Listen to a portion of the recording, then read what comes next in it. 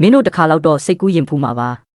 ငါသာတရိတ်ဆန်လေးတစ်ကောင်ဖြစ်သွားရင်ဘလောက်အေးချမ်းမလဲဆိုတာမျိုးပေါ့မေပဲဆိုတဲ့ကောင်မလေးဟာတိတ်ပံနီးကြနီးပညာတစ်တစ်ခုကိုတုံးပြီးသူမရဲ့စိတ်ဝိညာဉ်ကိုဖြန်ရုပ်လေးတစ်ရုပ်ထဲပြောင်းထည့်လိုက်ပါတယ်အဲ့ဒီနေရာမှာစိတ်ဝင်စားဖို့ကောင်းတာကဒီဖြန်ရုပ်ဟာရိုးရိုးအယုံမဟုတ်ပဲတကယ်တရိတ်ဆန်တွေနဲ့စကားပြောလို့ရအောင်ဖန်တီးထားတဲ့ robot တစ်ခုဖြစ်နေတာပါရည်ရွယ်ချက်ကတော့တရိတ်ဆန်တွေရဲ့လောကထဲကိုရောက်သွားဖို့ပေါ့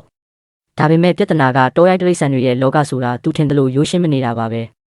မေဘယ်ဟာဖြန်လေးတစ်ကောင်ဖြစ်သူပြောင်းလဲသွားပြီးတဲ့နောက်မှာရေအိုင်လေးကိုကယ်တင်နိုင်ဖို့ဖြန်လေးတစ်ကောင်ကိုရှာဖို့ထွက်ခဲ့ပါတယ်။သူ့ရဲ့တရိတ်ဆန်မဖြစ်ဘူးတဲ့လူတစ်ယောက်လိုအယူတပွဲပြုမှုတွေကြောင့်တခြားတရိတ်ဆန်တွေတောင်ကြောက်လန့်နေပါတယ်။ပင့်ကူလေးရဲ့လမ်းညွှန်မှုနဲ့တလောကလုံးသူမျက်နှာထိုင်စားနေတဲ့စတိုင်နဲ့ရေကန်ပုံမှာထိုင်နေတဲ့ဖြန်လေးတစ်ကောင်ကိုတွေ့လိုက်ပါတယ်။အိပ်ပုတ်ကြီးတဲ့ကောင်လေးဆိုတာမေဘယ်မသိပါဘူး။ဖြန်လေးတစ်ကောင်တွေ့လို့အားတက်နေတော့မှခြုံထဲကနေစာလောင်နေတဲ့ဝက်ဝင်တစ်ကောင်ဟာဖြန်လေးကိုခုံအုပ်လိုက်လို့ရှော့ရသွားပါတယ်။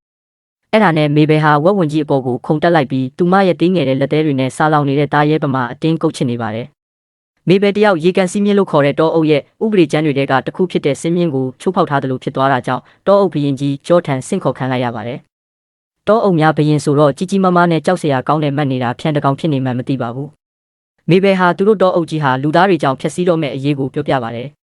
တောအုပ်ကြီးရဲ့အရန်ရေးကြီးတဲ့အချိန်ခါရောက်နေတာကြောင့်တောအုပ်ဘရင်ဂျော့ဟာကောင်စီအစည်းအဝေးကိုဆင့်ခေါ်လိုက်ပါတယ်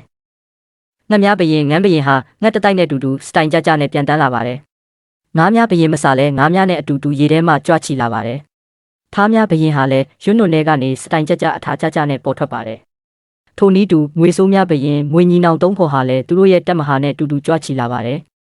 အင်းဆက်များဘရင်လက်ပြဘရင်ကတော့လက်ပြတစ်တောင်းနဲ့အတူဝေလင်မရောက်ရှိလာပါပြီ။ဒီလိုနဲ့ဘရင်တကဘရင်များစုဝေးရောက်ရှိလာပြီးကောင်စီကြီးကလည်းအသက်ဝင်လာပါပြီ။မေဘယ်ကငါတို့ဒီတော့ကိုကာကွယ်ရမယ်လို့အော်ဟစ်လိုက်တဲ့တခဏမှာပဲသူမရဲ့တံမဏိဆက်ရုပ်လက်ဟာလေထဲကိုအပြင်းပြင်းနဲ့ဝေယမ်းလိုက်ပါတယ်။အဲ့ဒီအချိန်မှာဖြန်းဟခနဲဆိုတဲ့အတန်နဲ့အတူတောတစ်ခုလုံးတိတ်ဆိတ်သွားပါတော့တယ်။မေဘယ်ရဲ့လက်ဖွားထဲမှာတောတစ်ခုလုံးရဲ့အရှင်သခင်လက်ပြဘရင်ဟာအစအနတောင်မကြံအောင်ကြေမွသွားခဲ့ပါပြီ။